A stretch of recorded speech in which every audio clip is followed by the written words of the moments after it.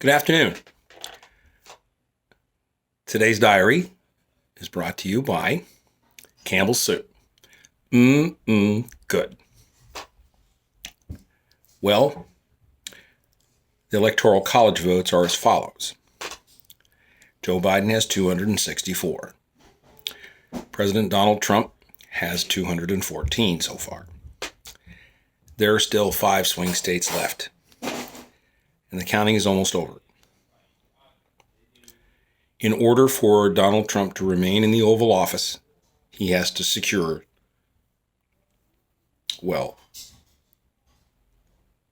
56 Electoral College votes in order to defeat Joe Biden. Well, if my math is correct, I don't think he can do that because Joe Biden only has to win one more state. One more state. And he'll have 270. And that means that Donald Trump will have to get all of the Electoral College votes after that in order to defeat him. No, he's not going to be able to do that. I haven't seen that happen. I've never seen that happen. There's been some close elections. But in 2000 it was close. Between George W. Bush and Al Gore. But it was decisive at the end. It was decisive, and the Supreme Court found in favor of George W. Bush, the challenger. They were both challengers at that point, but although Al Gore had the advantage of already been in the vice president's office. All right, so here we go.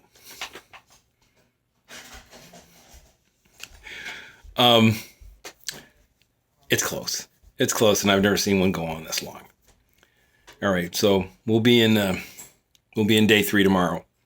And that's when the last of the Pennsylvania votes will be accepted, but they have to be postmarked by the election day. Not very many votes left to count anyway.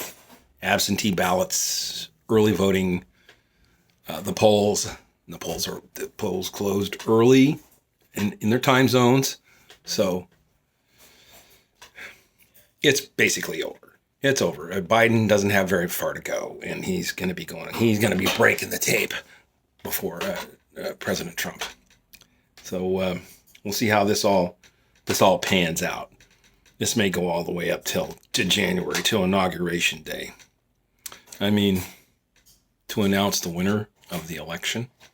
Come on. We see it. We can see it. We're watching it on social media, and we're watching it on televisions, and we're listening to it on the radio. Pardon me. We want a new president. It's apparently the American people want a new president. And Donald Trump is, I hope when the election is decided, he does suddenly become a gracious loser.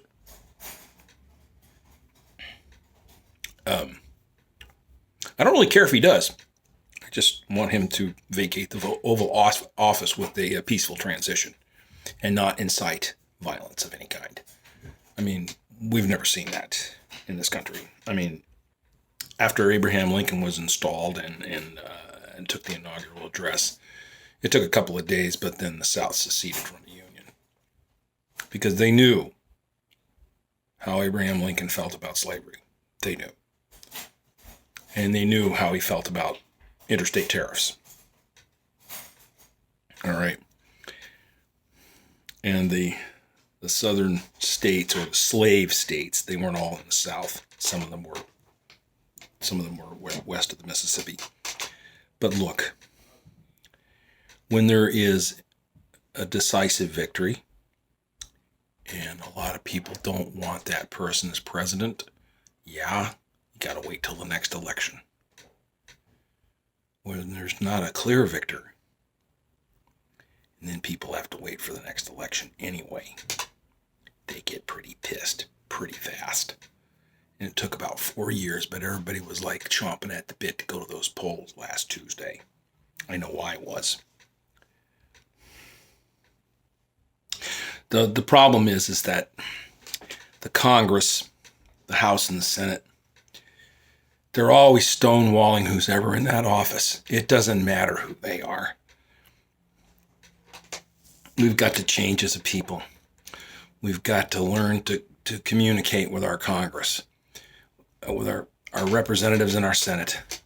We've got to change. We've got to start putting intelligence over vanity. So let's just all try to come back together. And I sure hope we do come back together. Let's give a couple of shout outs. Just Jim, Sheldon, Jack, and David. Okay? And a salute to you, Vice President Biden. I sure hope you get there. All right? You've worked really hard. You should. And to President Donald Trump, if you manage to pull off a miracle, hey, I'll support you. I mean, because if you're a miracle worker, that's good. That's good. Pull off a miracle. Help out everybody else instead of just yourself. Couple more shout outs to the Bearded Lady, the Rotten Tomato, and to Parked on the One Way. Love you guys. Peace out. Keep the faith. And I'll see you next time on Diary of a Psychotic video blog.